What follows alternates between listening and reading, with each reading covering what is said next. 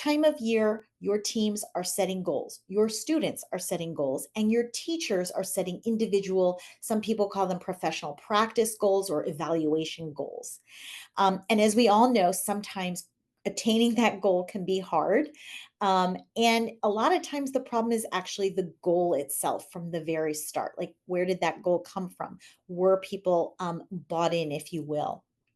So in the book, move 6.7 to 6.13, all of those moves refer to, you'll see the sort of SMART acronym. So I'm not going to go through them, but what I am going to point out is where my book makes it a little bit different. So, for example, a lot of times people write what I call seemingly SMART goals. So it's specific, but it doesn't actually give us the information we need. Or it's a measurable goal, but what are they measuring, right? They're measuring maybe what teachers are doing or what students are doing as opposed to the outcomes. So a lot of times, for example, I'll see a goal will be written like kids will write 3 claim evidence reasoning passages for science by this date. Well, that's an activity goal. That's a pathway goal, right? What's the learning outcome that's going to result from that type of goal? So I'm not going to dive into that, but just know that all of the moves here that are related to SMART are going to help you make sure that your team doesn't have a seemingly smart goal. Where I am a little more distinct than others is that I add this A and H. And I joke that this is called because I live in Boston and my husband is from the Boston area and he has an accent, that it's a SMART goal, right? Or a wicked SMART goal.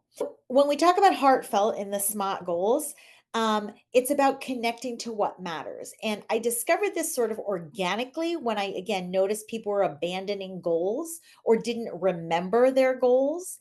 And research then started to show that this isn't just something that we noticed. There's actually recent research to back it up. Specifically, this connection of yes, your goal has to be specific and measurable and time bound, but there's got to be an emotional, motivational connection to it.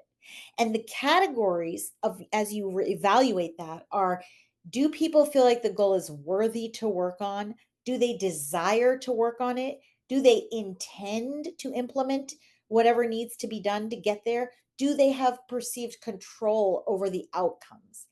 And I have a sheet on page 301 that you can reference. And these have almost like I use them as exit tickets where I would have a teacher leader put only one statement. So after we've come up with our goal, I might ask teachers to just rate the worthiness of this goal or rate their perceived control of the action steps that we've come up with. Because I'm gauging how motivated they are and invested they are in the goal. So it's not enough to say, yeah, we all agree, let's move on. I want to test the waters. And what I've given you here are 3 questions that you can ask. So you have that whole document, but this is just highlighting. So commitment. How strongly do you wish to pursue this goal with our team? Is something else more worthwhile? If somebody is given that question and they came up with something different, now I know I don't have investment and I need to figure out how to get it from that person. Implementation. So we've come up with an action plan. How many times has this happened where we come up with steps to do and then I call it when yes means no. So everyone says, yes, yes, we'll do that. And then you get to the next meeting and people are like, oh, I'm sorry, I didn't have time. Oh, I wanted to do that, but I couldn't really do it. Right. So I want to ask them before we leave, after we come up with that action plan, how much control do you have over performing these action steps that we just came up with? Do you feel like, and that's when people will raise objections. And then I can help them navigate those. And then decision making. This happens a lot, especially if you have someone quiet on the team who's kind of going along with the team, right? But really, they don't feel like they were part of the decision. And that's another thing you'll notice. Okay, they're not implementing. Really, they didn't buy in the first place. So these are just ways to gauge how heartfelt people feel about the goal that the team has generated. On page 307, there's an excellent tool here where your team, once they have a goal, if you're writing a goal. Now, not every team writes a goal. Some teams like to have an inquiry question. Some teams want sort of something not necessarily worded specifically, that's okay. But you have to have some direction of what we're trying to do here together, some purpose.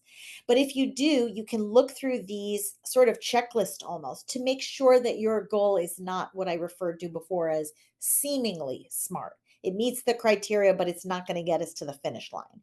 This will help you prevent problems that you discover much later on and make sure there's some attainment.